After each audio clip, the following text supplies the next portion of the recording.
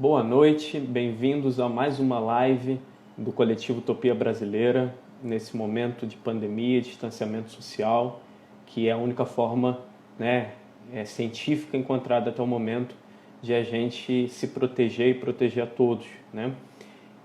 Hoje o nosso papo é com Rodrigo Magalhães, ele é professor do Colégio Pedro II, meu colega de trabalho, e doutor em Ciências da Saúde, em História da Ciência e da Saúde pela Fiocruz.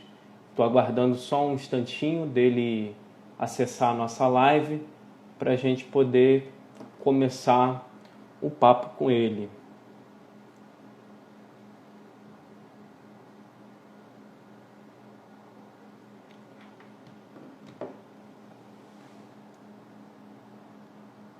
Vamos lá.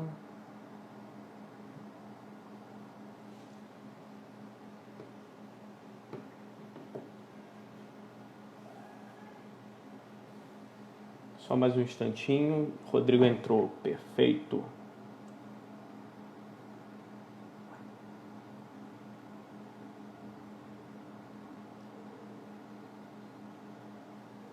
Acho que temos um pequeno problema que eu não estou conseguindo adicionar ele.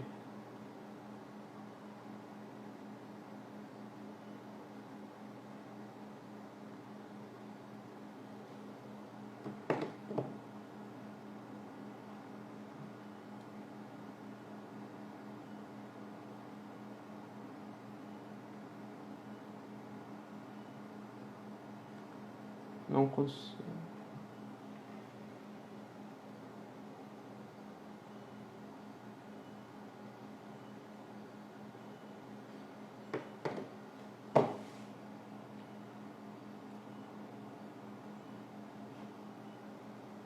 Só um instantinho que a gente tentando resolver uns problemas técnicos aqui, porque não estou conseguindo adicioná-lo. Deixa eu me comunicar com ele aqui, não sei se é o celular dele.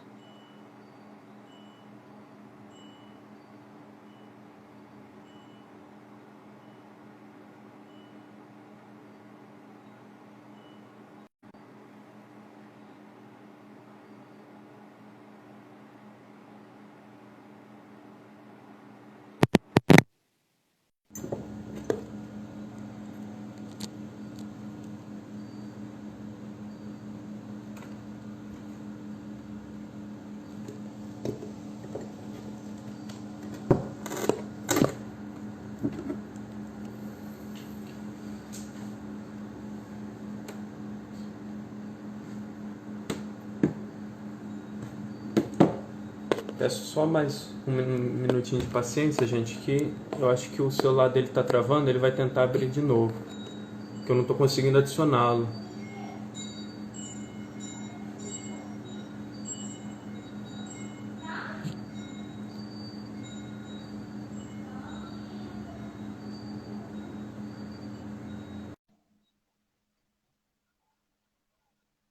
Agora vai. Aê. Valeu, Cara, Rodrigo. Bem-vindo. só tá indo pelo celular. Mas pelo computador não vai. Você estava tentando pelo computador? É. Não, pelo computador não vai. O Instagram só permite fazer isso pelo celular. Quem está assistindo pelo computador não consegue fazer, entendeu? Foi mal, eu sabia que você não sabia desse detalhe, senão eu teria te avisado. Tudo bem? Tranquilão? Perfeito? Pera aí, deixa eu dar uma organizada De aqui. ajeita aí. Eu vou estar com pouca Aí, bateria. Foi? teu fundo é melhor que o meu, que tem livro. O meu só tem um armário e um quadro. Estou Esse é o precisando escritório comprar do cara. aquelas. Tem um pessoal que já está vendendo um negócio de papelão com um fundo falso de livro. Já viu isso? Aqui não tem tomada, vai botar Não tem que eu vou dar um dedo para você. Vamos guardar o Rodrigo se ajeitar aí para a gente começar o nosso bate-papo. Peraí, cara, jogo rápido.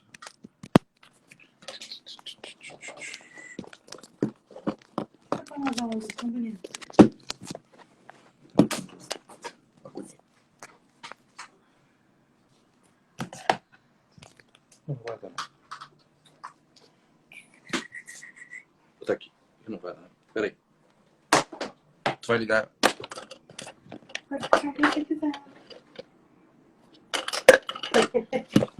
Ele não fica de lado.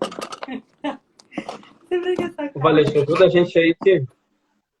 Não, eu já resolvi. Rodrigo... Mas só chegar aqui e resolver. Cara, peraí. Ele vai ficar de lado. Aí que beleza. Agora ele está de cabeça para baixo. O que você quer? Tá tranquilo. Isso. Peraí. Vai quebrar o pininho. Fala aí, Pedrão. Foi. Dá para ir? Então, Sim. vou começar, vou apresentar mais uma vez, né? Hoje o nosso bate-papo no Coletivo Utopia Brasileira é com o professor de História do Colégio Pedro II, meu colega de trabalho da minha unidade, Rodrigo Magalhães. Ele é doutor também em História das Ciências e da Saúde pela Fiocruz e autor do livro A Erradicação do Aedes aegypti, Febre Amarela, Fred Soper e a Saúde Pública nas Américas, também editado, né, que é fruto da tese de doutorado dele, editado pela Fiocruz. Rodrigo, muito obrigado por você ter aceitado o convite de participar da nossa live, né? A gente tem, durante esse período de isolamento, a gente tem feito bate-papo com várias pessoas sobre vários assuntos que possam contribuir não só para o esclarecimento desse momento, mas também para a gente organizar a nossa vida e a nossa cabeça para a luta daqui adiante, né? E nada melhor do que a ciência para contribuir para essa nossa luta, né? Essa já, se não me engano, já é a nossa 8ª live, né? E mais uma vez obrigado. E é isso. Podemos lá? Vamos lá. Não, queria agradecer também o convite do Pedro, né, meu colega lá no Colégio Pedro II de Realengo, do coletivo Utopia Brasileira. É um prazer estar aqui conversando sobre esse assunto tão importante.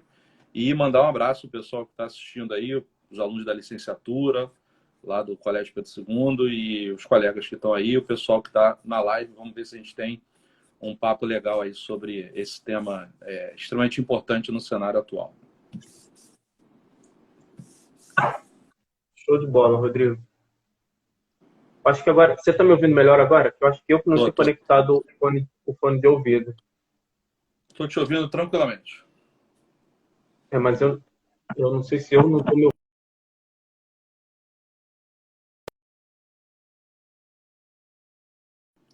Foi mal. Então, beleza. Então, vamos lá. Também, a galera que está assistindo, sejam bem-vindos, né? Mandem suas perguntas. Na medida que a gente for fazendo a live, a gente vai adicionando no comentário as perguntas da galera. Bom, a primeira coisa, Rodrigo, que a gente pensou o seguinte: 2 aspectos têm chamado a atenção, né, num primeiro olhar, se a gente comparar, né, a partir do tema que a gente propôs para a live de hoje, né, que é pandemias na história, da peste negra à Covid-19, 2 aspectos chamam a nossa atenção se a gente tentar fazer uma comparação entre essas 2 pandemias, né? A primeira é a sua trajetória, né? Tendo início na Ásia, ela parte para a Europa, né? Naquela época conhecida como Velho, que era o mundo, e hoje para o restante do mundo, né? Elas têm o mesmo caminho. E também o impacto científico que essas 2 pandemias causaram e estão causando. E eu queria que a gente começasse esse nosso bate-papo com a sua análise sobre esses 2 pontos, né? Sobre essa trajetória, o que ela diz respeito do mundo, daquele momento, do mundo de hoje, e também sobre o impacto na ciência do século XIV, no caso da peste negra, e na ciência moderna, no caso da Covid-19. Boa. Então, vamos lá. A gente começa falando... Na verdade, eu queria começar assim, elucidando alguns conceitos, né? Porque a gente ouve falar pandemia, alguns falam epidemia, então é bom a gente dar uma organizada nisso aí, né? Ver as diferenças e tal. Então, até porque tem vários segmentos assistindo, né? Desde alunos até colegas professores e o público em geral. Então, assim, vamos diferenciar três coisas, né? Primeiro, surto, epidemia e pandemia, né? O que é um surto? Um surto de uma doença é quando ela ocorre num número maior do que era esperado pelas autoridades sanitárias numa determinada região, né? Então, a gente fala, houve um surto de tal doença porque se esperava um determinado número de casos e esse número foi muito maior, tá? Uma epidemia é quando ocorrem surtos simultaneamente ou num espaço curto de tempo da mesma doença em várias regiões, né? Então, a gente pode ter, por exemplo, uma epidemia municipal, quando vários bairros são acometidos por surtos, né, de uma determinada doença, ou uma epidemia estadual, quando várias cidades, né, de um mesmo estado são acometidas por um surto de uma determinada doença, ou uma epidemia nacional, quando várias regiões de um determinado país são acometidas por uma doença, tá?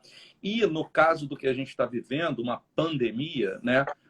Uma pandemia é o cenário mais assustador, mais catastrófico. Por quê? Uma pandemia significa uma epidemia eclodindo de uma determinada doença, eclodindo ao mesmo tempo em vários países, né? Atingindo aí uma escala mundial. A OMS tem um protocolo, ela só reconhece um cenário de pandemia quando a doença atinge todos os continentes, né? Isso aconteceu há alguns meses atrás, quando veio o comunicado. Então, a gente está vivendo esse cenário de uma pandemia, né? No caso do Covid-19.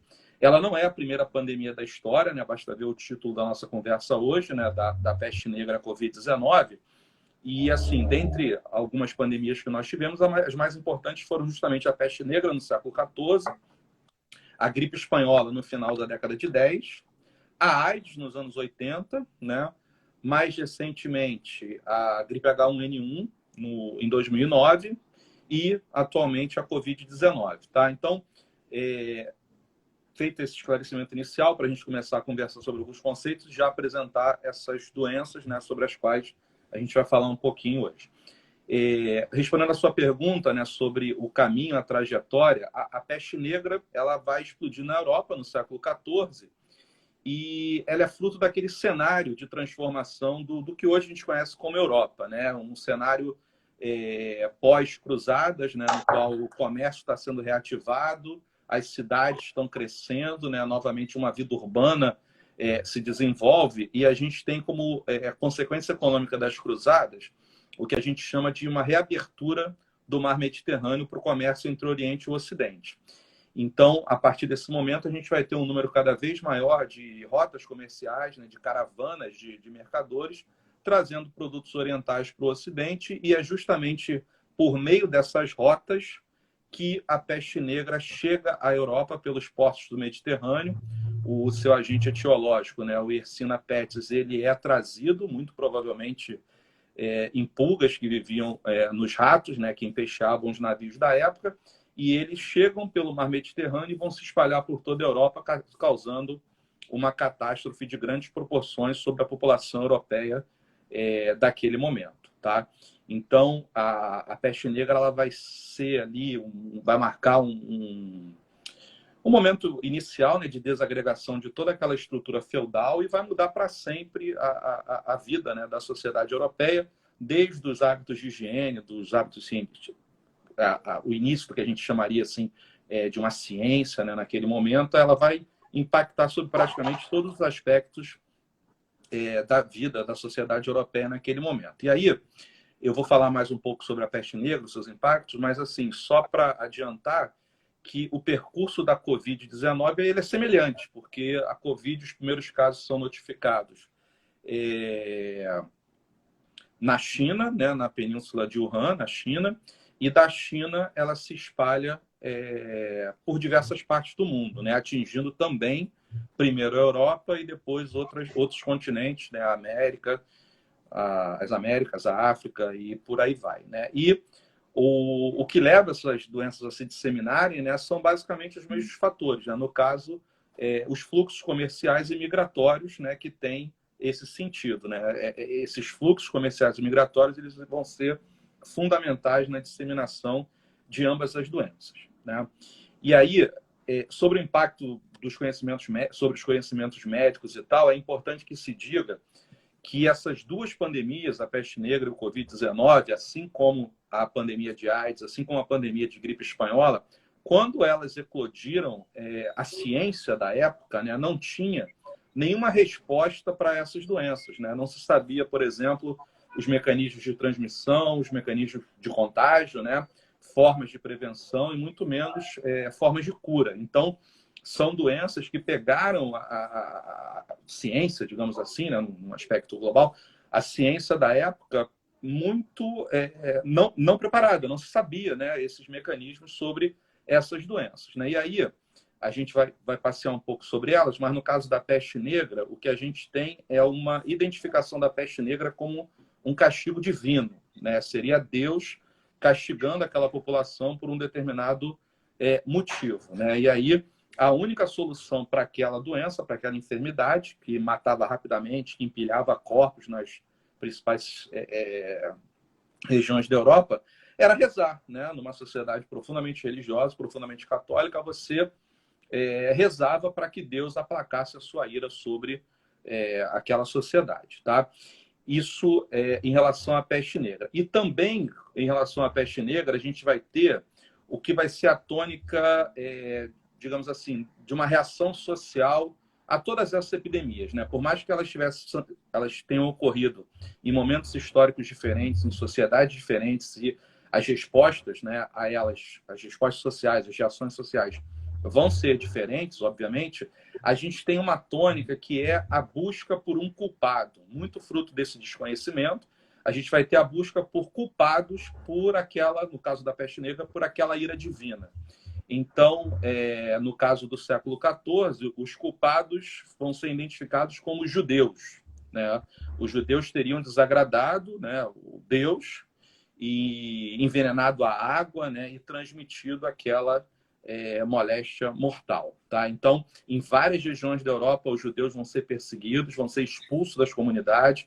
Em muitas regiões, eles vão ser assassinados, massacrados, né? Grupos inteiros, por serem identificados como os causadores da peste negra, né? Em algumas localidades da Europa, a gente vai ter também a culpa recaindo sobre os leprosos, né? Você imagina, já sofriam com essa patologia e também vão ser identificados como culpados e igualmente perseguidos, né?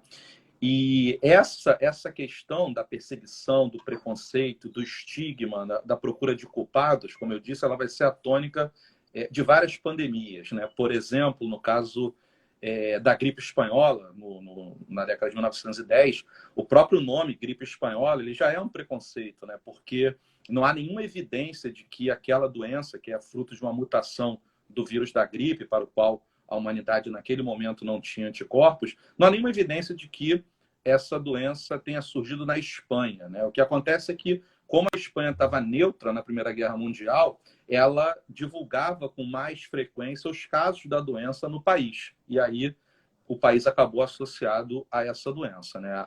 A gripe espanhola. Se a gente avançar um pouquinho para os anos 80 do século passado, do século 20, no caso da AIDS, a AIDS vai ser chamada, no primeiro momento, de peste gay, pela sua grande incidência sobre os homossexuais masculinos, sobretudo, né? Então, esse grupo vai ser estigmatizado, né? Na verdade, o que vai ser estigmatizado é um comportamento sexual não normativo, né? A gente vai ter primeiro esses homossexuais masculinos, depois a gente vai ter as prostitutas, depois vai se avançar esse estereótipo para outros grupos considerados como tendo comportamento de risco, né? Com todas as aspas do mundo, como os usuários de drogas injetáveis, por exemplo, né? Então, era uma forma assim, de estigmatizar esses grupos e, num certo momento, até culpá-los pela própria situação, né? Como se estivessem dizendo, a sociedade da época estivesse dizendo, foi o seu comportamento que levou você a contrair essa doença terrível para a qual também não se tinha uma resposta médica naquele cenário, tá? E no caso da Covid-19, não foram poucas as pessoas, né, incluindo aí chefes de Estado, o presidente dos Estados Unidos, o Donald Trump, chegou a falar isso, que vão chamar o vírus transmissor da Covid-19, o coronavírus, de vírus chinês, né, desencadeando aí toda uma onda de preconceito contra as populações de origem asiática em vários países, né? Então, esse desconhecimento sobre essas doenças, né, que atingiram o nível de pandemia em diferentes momentos da história, vai levar à estigmatização de grupos da sociedade, né? Isso é uma tônica, é um reflexo comum de todas elas, tá?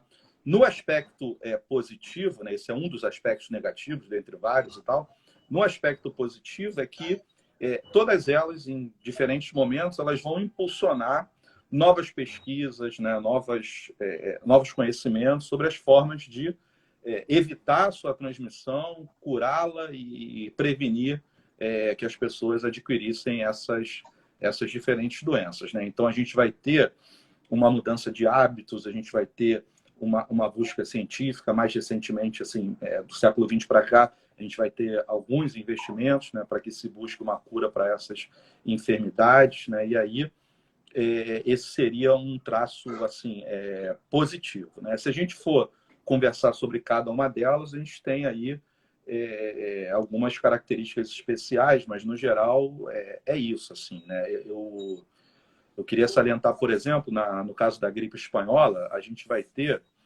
uma questão semelhante à que a gente viu acontecer em algumas regiões do planeta agora, com a Covid-19, como em Guayaquil, no Equador, em Bérgamo, na Itália, que é uma quantidade de mortes tão grande que o próprio, não o sistema médico, mas o sistema funerário desses países, né, os cemitérios, as funerárias, não conseguiam absorver a quantidade de mortes num determinado momento. Então, o que a gente vai ter com a Covid-19 agora, e que já havia acontecido com a gripe espanhola, inclusive aqui no Rio de Janeiro, são pessoas enterrando seus familiares nos quintais de casa, colocando cadáveres nas calçadas para que os serviços de limpeza recolhessem, né? E aí passavam carroças, né, do serviço de limpeza da cidade do Rio de Janeiro, recolhendo esses cadáveres.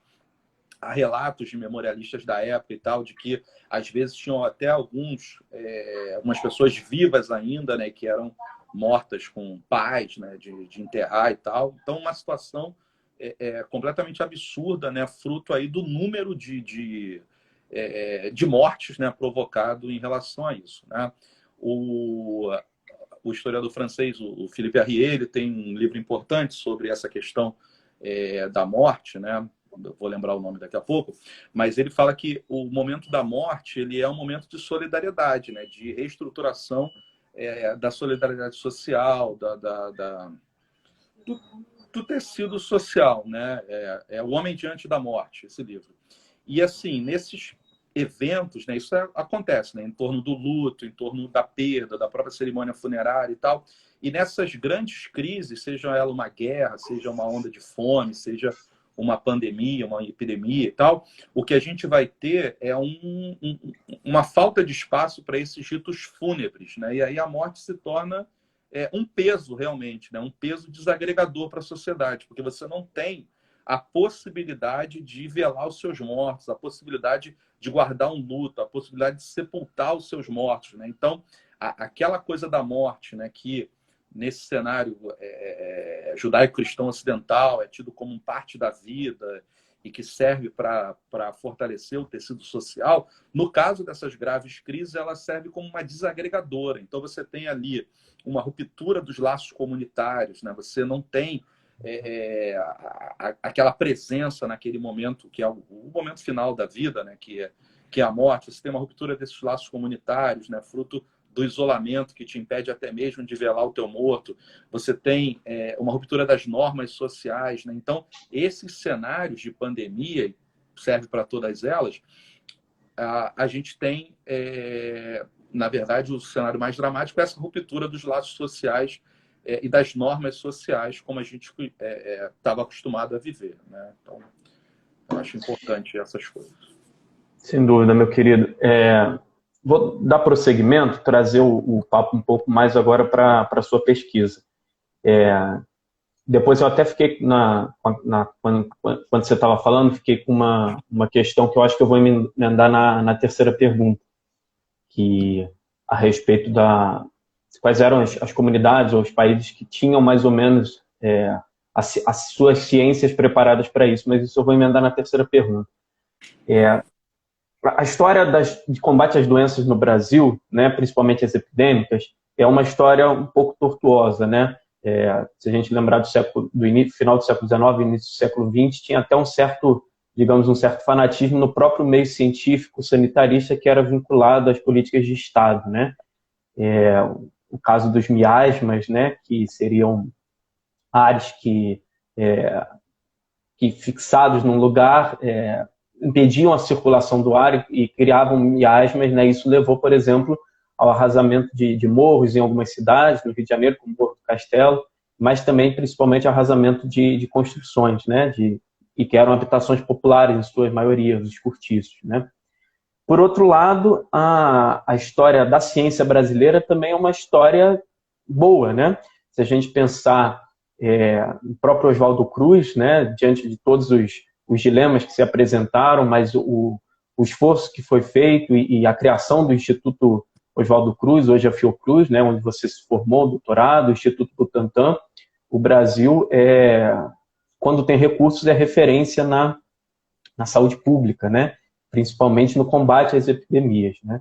Bom, no seu livro você pesquisa o combate ao mosquito Aedes aegypti, que ele transmite não só atualmente a dengue, mas a febre amarela também, né? E sua pesquisa vai desde o final da segunda década, né?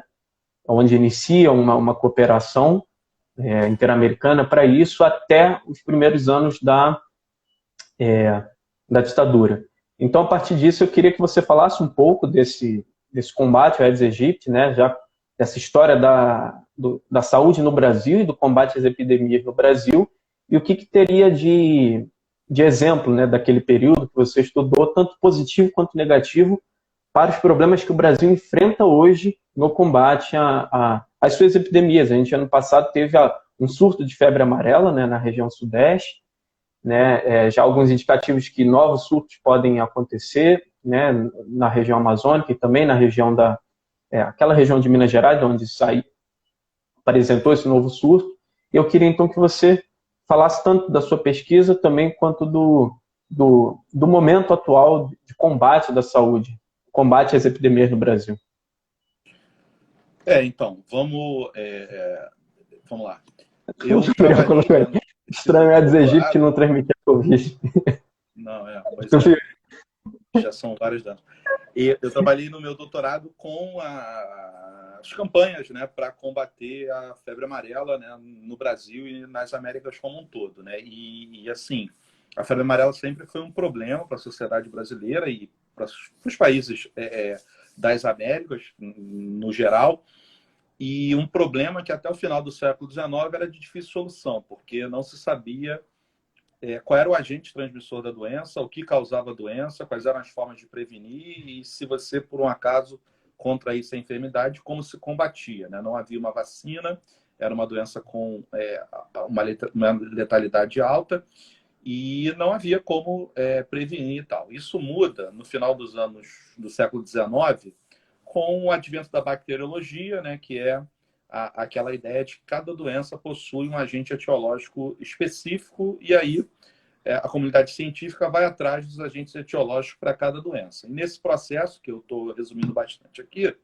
a gente vai ter a descoberta ali no final do século XIX de que o mosquito Aedes aegypti é o transmissor da febre amarela. Tá? Ainda não se sabia qual era o agente etiológico, se era uma bactéria, se era uma leptospira, se era um vírus, né? O próprio conceito de vírus era bem diferente do que depois passou a ser concretizado a partir dos anos 30, mas assim, não se sabia, mas se identificou o mosquito como transmissor da febre amarela. Essa descoberta foi feita por um médico cubano chamado Carlos Finley, que vai identificar aí essa teoria do mosquito transmissor, né? E aí, a partir disso, essa teoria fica um pouco no limbo durante 20 anos, ela é confirmada no começo dos anos 20 e ela motiva uma série de campanhas de combate à febre amarela calcada no extermínio do mosquito, né? Na erradicação do mosquito. Se você não conhece qual é o agente etiológico da doença, se você não tem uma vacina,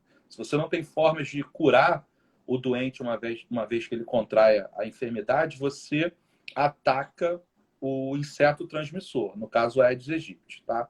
E aí campanhas com essa ideia vão ser desenvolvidas a partir do começo do século XX em diversas regiões das Américas.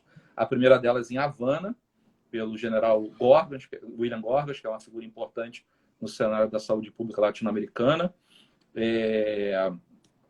Depois ele vai levar isso também para a zona onde estava sendo construído o Canal do Panamá, lembrando que Cuba estava ocupado militarmente, né, pelos Estados Unidos depois da Guerra Hispano-Americana. O Canal do Panamá também fruto ali de um entreveiro com o governo colombiano. O Emílio Ribas vai fazer uma campanha nesses moldes em São Paulo, mas a primeira grande campanha no Brasil vai ser aquela desencadeada pelo Oswaldo Cruz, que a gente dá essa aula, né, estuda no colégio, quando o Oswaldo Cruz vai levar a cabo como diretor da Diretoria-Geral de Saúde Pública, que equivalia ao Ministério da Saúde. Ele vai ser nomeado para esse cargo e ele vai ter como missão combater as 3 grandes doenças que afligiam o Rio de Janeiro, né? Então, capital federal, uma capital que sofria com essas doenças, né? Quais eram? A peste bubônica, a varíola e a febre amarela. Tá? Para a varíola já havia uma vacina bem antiga, né? Desenvolvida lá no século XVIII pelo Jenner. Para a peste bubônica, a gente vai ter a caça e o extermínio de ratos, né, para evitar a transmissão. E no caso da febre amarela, é a primeira vez que numa cidade, né, sem estar sobre as condições da ocupação militar, né, sobre uma cidade mesmo, uma vida civil, a gente vai ter uma campanha nesses moldes calcada na erradicação do inseto, né? Então, o Oswaldo Cruz, com seus agentes de saúde, com as brigadas de saúde, ele vai percorrer as casas, né, sobretudo ali no centro do Rio de Janeiro, vai colocar uma substância baseada, um óleo, né, o piretro, nas poças d'água, né, nos reservatórios de água. São usados peixes larvicidas, né, peixes que comem larvas em caixas d'água. Enfim, uma série de mecanismos, instrumentos para combater o mosquito, nessa que se tornou a primeira grande campanha baseada nessa teoria do inseto vetor. E aí, só um parênteses antes de eu continuar, já que você falou na teoria miasmática, assim, essa campanha do Oswaldo Cruz, ela também conjugou elementos da teoria miasmática, porque ao mesmo tempo que ele adotava esses novos pressupostos da bacteriologia, de combate ao inseto, identificação do agente etiológico e tal, ele também trabalhava em conjunto com os engenheiros, né, desenvolvendo obras para facilitar a circulação dos ares, né, eliminando ali morros, construindo aterros, né, a própria abertura ali das 2 avenidas, né, que hoje é Rio Branco e da Avenida Rodrigues Alves, fazem parte desse cenário de deixar os ares pútridos saírem da cidade. Então, ela ainda conjuga alguns elementos ali da teoria miasmática. Mas o fato é que o Oswaldo Cruz é extremamente bem sucedido nessa campanha, o que lhe vale a sua fama, né? A Fundação Oswaldo Cruz é batizada com esse nome com ele ainda em vida, né? Ele é o grande titã da medicina brasileira nesse momento, com reconhecimento ainda em vida. E a febre amarela, ela é a responsável, assim, a tradição brasileira de combate à febre amarela, ela é responsável por colocar a medicina e a ciência brasileira em alta conta entre os países sul-americanos, né? Então, a medicina e a ciência brasileira, elas devem muito à febre amarela, né? Até pelo trabalho dos médicos e sanitaristas brasileiros no combate a essa doença, nas pesquisas a essa doença. Não é à toa, né, como eu mostro lá no livro, que quando a Fundação Rockefeller resolve desencadear uma campanha para erradicar a doença do planeta, né, começando pelas Américas, depois atacando a doença na África, o Brasil é o último lugar, né? Não é porque a doença era pouco importante no Brasil, mas porque aqui a comunidade médica já tinha um saber, né, oriundo lá do Oswaldo Cruz. Aqui a negociação seria mais difícil, aqui os norte-americanos não iam chegar e dizer simplesmente, ó, é por aqui, vamos fazer isso, aquilo. Eles tinham que primeiro demonstrar o sucesso dos seus métodos em outros países, o que eles vão fazer, para depois chegar aqui e tentar. E mesmo assim, houve uma série de resistências, né? Porque essa campanha do Oswaldo Cruz conseguiu livrar o Rio de Janeiro da febre amarela, por 20 anos praticamente, até as epidemias de 28 e 29, né, que aí são um divisor de águas, um desabamento das certezas. Aí a gente vai ter toda uma reestruturação dessas campanhas que vão culminar naquilo que foi, de fato, o meu objeto de estudo, que é a campanha continental para a erradicação da Aedes aegypti, que aí sim é uma campanha que atinge, né, que se aplica no continente inteiro, no hemisfério, no continente americano inteiro, liderado por uma organização internacional, ou seja, tem toda uma concertação internacional e para a qual a medicina, a ciência, os médicos brasileiros vão ser fundamentais. A campanha continental ela vai fazer com que médicos brasileiros viajem por todos os países da América, praticamente, né, desde os Estados Unidos até os países aqui da América do Sul, que organizem serviços de erradicação nesses países, né, que ajudem os governos desses países a montarem esses serviços, né, eles vão assumir postos de comando na Organização Sanitária Pan-Americana, que a gente começa hoje como OPAS, né? Então, a febre amarela é a grande responsável assim pela grande o grande prestígio da ciência e da medicina brasileira no continente e mundial até hoje, né? E aí você me perguntou o que isso tem de lições, né? De prós e contras e tal. Eu acho que para pensar hoje. Para pensar hoje, né? O primeiro momento é assim, até escrevi isso em algum lugar, no combate a qualquer epidemia, uma pandemia e tal, você tem que ter, num primeiro momento, uma decisão política no sentido de que uma decisão política governamental no sentido de que eu vou combater essa doença. Foi o que o governo brasileiro fez a partir do final dos anos 20, e principalmente com Vargas a partir dos anos 30, aí já num processo de expansão da autoridade estatal, a saúde pública vai ser um mecanismo que o Vargas vai usar e abusar para expandir a sua autoridade estatal, criando toda uma série de instituições, né? No caso da febre amarela, por exemplo, o Serviço Nacional de Febre Amarela, que vai ser criado em 1940, uma série de instituições para que os tentáculos do Estado brasileiro se fizessem sentir em todo o território nacional, né? Então a gente vai ter esse cenário. Então, é preciso uma decisão política, é preciso que o governo decida, de fato, enfrentar aquela doença. Quando isso aconteceu em relação à febre amarela, o Brasil conseguiu dar passos importantes no sentido de combater aquela doença. E isso é uma condição também sine qua non para a segunda coisa importante, que é uma concertação internacional, no sentido de uma cooperação internacional para erradicar aquela ou qualquer outra doença cujo vírus, cujo agente transmissor não respeite fronteiras, como é o caso atualmente da Covid-19. Nenhum país sozinho vai combater uma doença nesse estilo, assim, né? O Brasil começou esse processo e percebeu muito rapidamente, a partir final dos anos 30 e início dos anos 40, que não adiantava nada ele erradicar a febre amarela do seu território se os outros países com os quais ele faz fronteira não fizessem o mesmo, né? E aí ele vai promover, através de uma organização internacional, no caso ali a Organização Pan-Americana da Saúde, essa campanha internacional que envolve todos os países do continente e que, no final dos anos 50, atinge a sua grande meta de erradicar o mosquito Aedes aegypti de 15 países e territórios das Américas, né? A grande vitória aí dessa campanha, e depois acontecem alguns processos que acabam debelando esses esforços iniciais e fazendo com que a campanha não atinja o seu objetivo principal, que era a erradicação do mosquito, né? Mas no final dos anos 50, tudo levava a crer que as Américas conseguiriam erradicar o mosquito do continente e, consequentemente, a febre amarela. Então, assim, essa decisão política, esse envolvimento estatal, essa cooperação internacional, ou seja, o contrário de tudo que a gente está vendo hoje, né, em relação ao Covid-19, elas são fundamentais para que a gente consiga enfrentar epidemias, pandemias como a que a gente está vivendo hoje.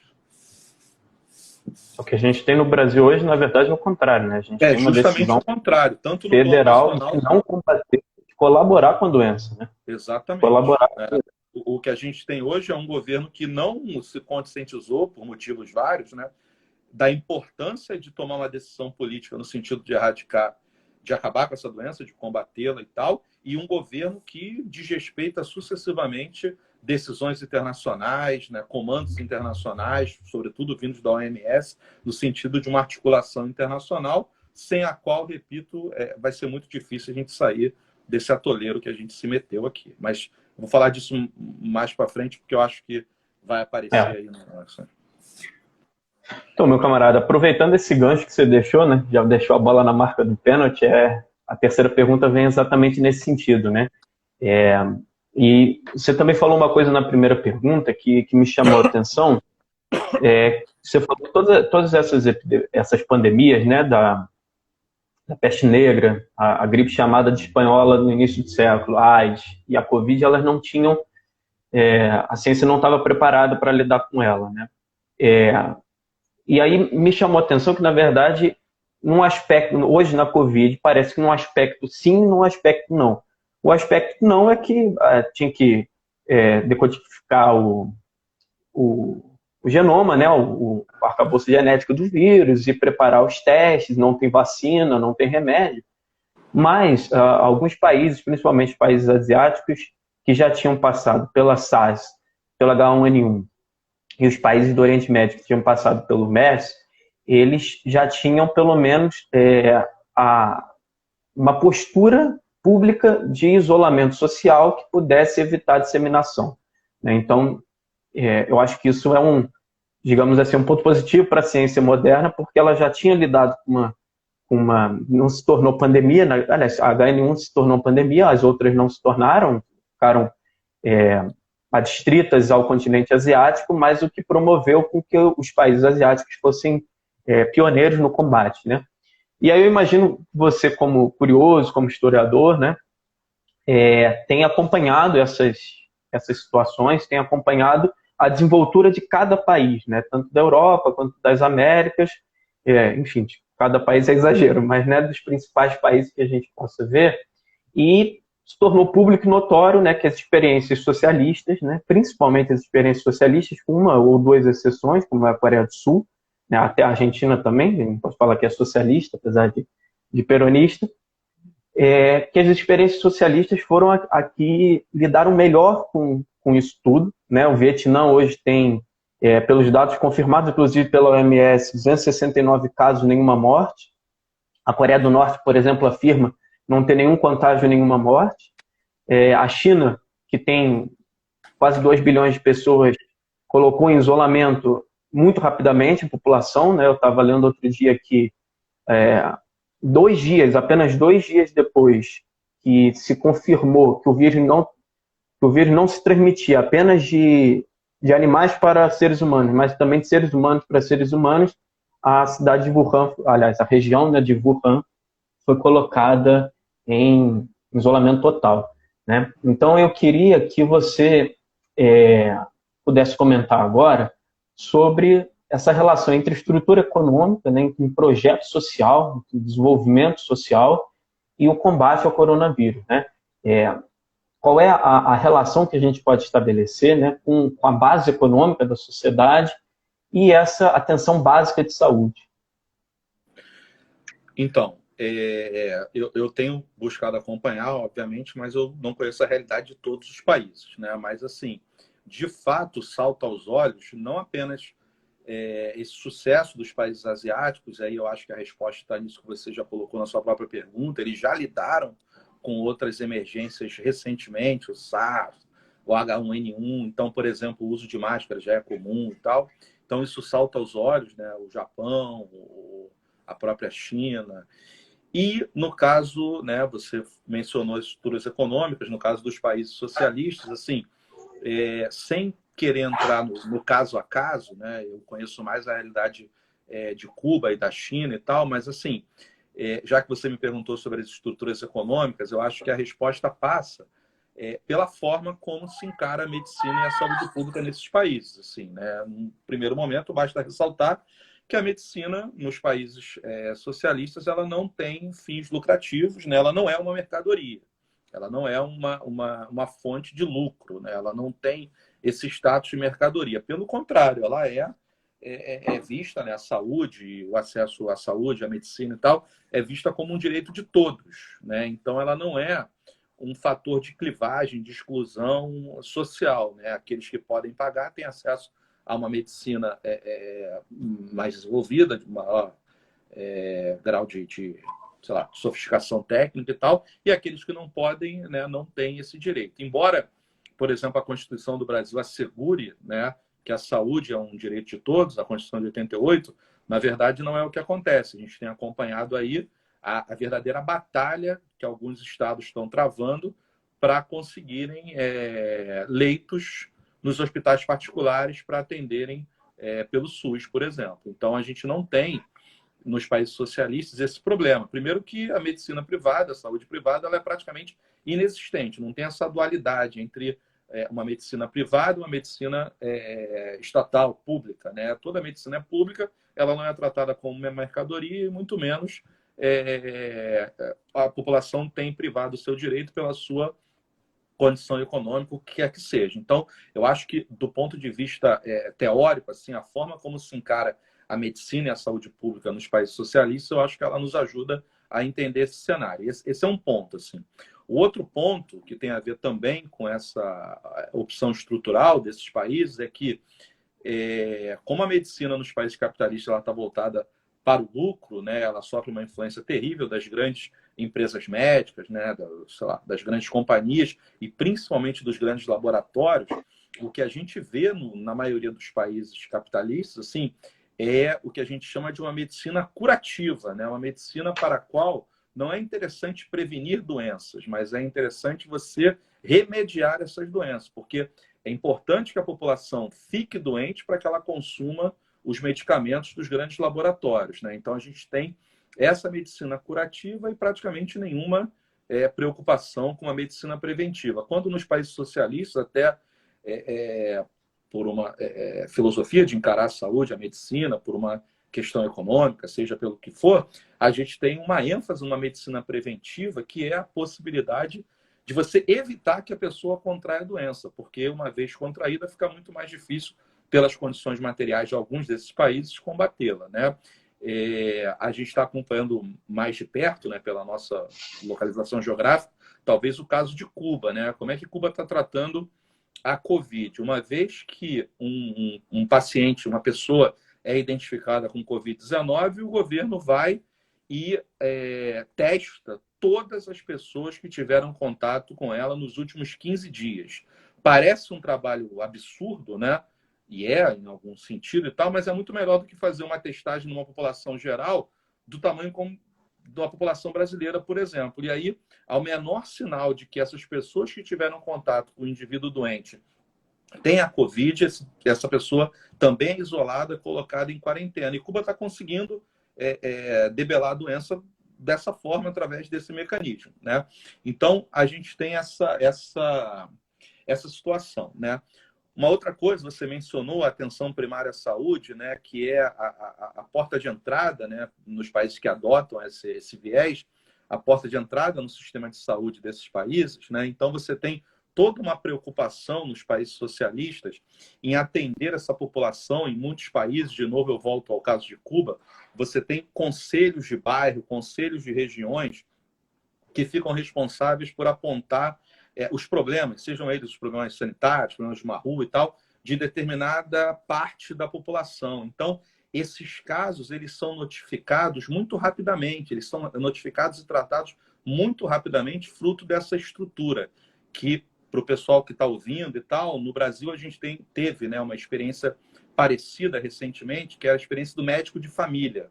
Você tem um médico em determinados postos de saúde responsável pelo atendimento de determinadas regiões. Então, é um médico que conhece a família que ele está atendendo, conhece a localidade onde ele está trabalhando, conhece as condições de vida e de saúde daquela população e é capaz de fazer um atendimento mais próximo daquelas pessoas, né? A gente tentou essa experiência nos últimos anos, ela era até bem sucedida, aqui no Rio de Janeiro, por exemplo, bem sucedida, e a recente administração municipal, né, do prefeito Marcelo Crivella, simplesmente extinguiu os médicos de família, né? Mas era uma experiência, uma tentativa de fazer algo parecido com isso dentro dos pressupostos que a gente chama de atenção primária à saúde. Então, eu acho que isso nos ajuda a entender, não explica tudo, mas nos ajuda a entender como esses países estão alcançando um sucesso maior do que a maioria dos países capitalistas. Inclusive, assim, os próprios países escandinavos, né, que têm o orgulho do seu sistema de saúde pública e tal, estão sendo confrontados com a realidade do Covid-19, porque nunca enfrentaram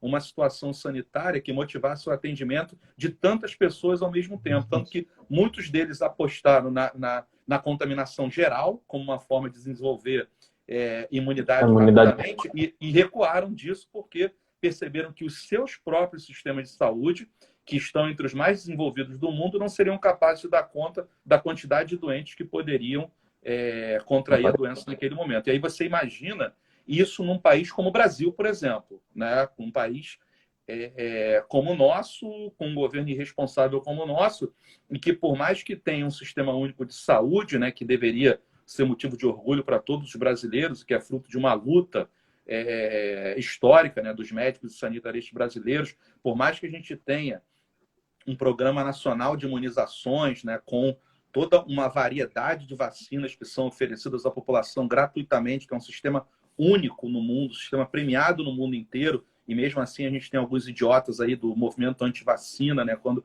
a maioria dos países não oferece essas vacinas que são oferecidas aqui. Mesmo o Brasil, que tem essas conquistas, né, o nome mais apropriado são conquistas, porque não vieram de mão beijada, mesmo o Brasil não teria como absorver, não tem como absorver uma quantidade de doentes. Se os países escandinavos não estão conseguindo isso, você imagina um país como o nosso, né, com a realidade que a gente tem e com o governo que a gente tem. Rodrigão, a gente está chegando perto do nosso fim, né? Eu acho que o nosso teto é de 1 hora, porque o próprio Instagram encerra a live e não permite que a gente continue mais. Mas apareceu uma pergunta interessante que eu acho que em 3 minutinhos você consegue responder, né? Tá aqui, ó, Rodrigo. Como você compararia a dificuldade dos governos em equilibrar o isolamento social com o impacto na economia com as outras pandemias, né? Eu já adiantaria que não houve isso, né? Mas queria que você pudesse responder, né? Se houve isolamento social, como é que era o problema econômico nas outras pandemias?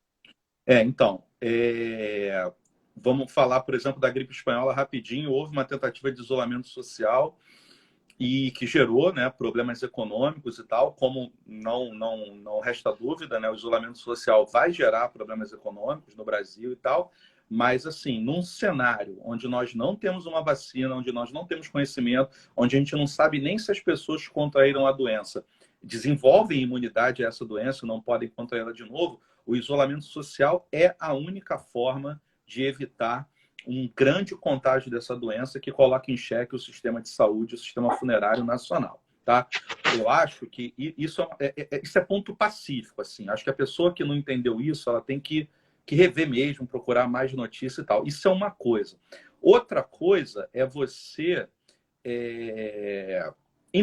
deixar de lado essa população que, em isolamento social, não tem a sua sobrevivência assegurada. Né? Então, a luta, a bandeira não pode ser contra o isolamento social, porque no momento que a gente está de uma doença como essa, o isolamento social é a única forma de diminuir o contágio. A luta tem que ser para que o governo brasileiro e de outros países, de fato, né, como eu falei, tome uma decisão política de enfrentar a epidemia e garanta o sustento e a sobrevivência da maioria da população. A gente ouve muito que o vírus é democrático, né? O vírus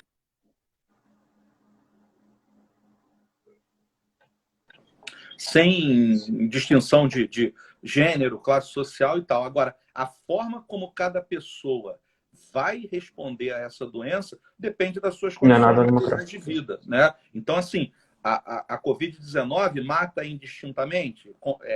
Ela atinge toda a população? Sim. Mas quem morre são os corpos já precarizados, são os corpos já debilitados por uma série de um conjunto de condições de vida, de trabalho, de sobrevivência profundamente precárias. E aí, de novo, é papel do governo manter o isolamento social, incentivar o isolamento social e garantir que essa população tenha o seu sustento, que ela não precise romper o isolamento social para garantir a sobrevivência da sua família. Nem que isso tenha custos econômicos. E tem que ter, a economia agora está em último plano, porque o importante agora é garantir a sobrevivência dos setores mais vulneráveis da sociedade brasileira.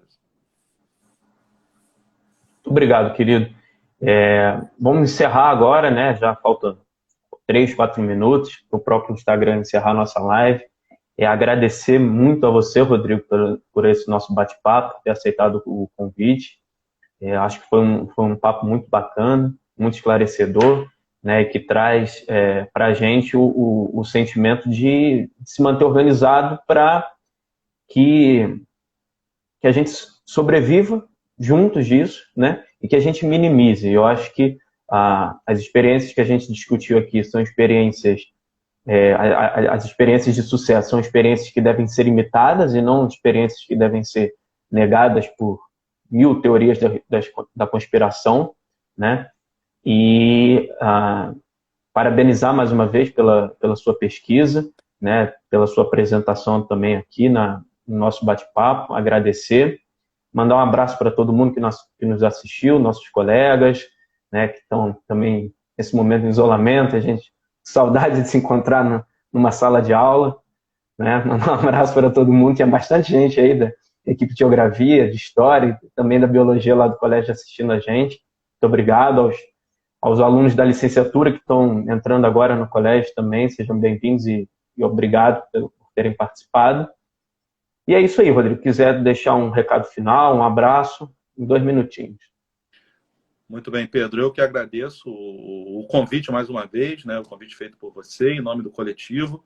Adorei, é sempre um prazer. Eu acho que nós, historiadores, né, da ciência e da saúde, a gente tem um papel importante, né, de mostrar os nossos trabalhos, apontar caminhos, ver o que já aconteceu, o que a gente pode apontar com alguma para ajudar nesse momento atual, né? No mais, assim, fique em casa quem puder, mantenha o isolamento social.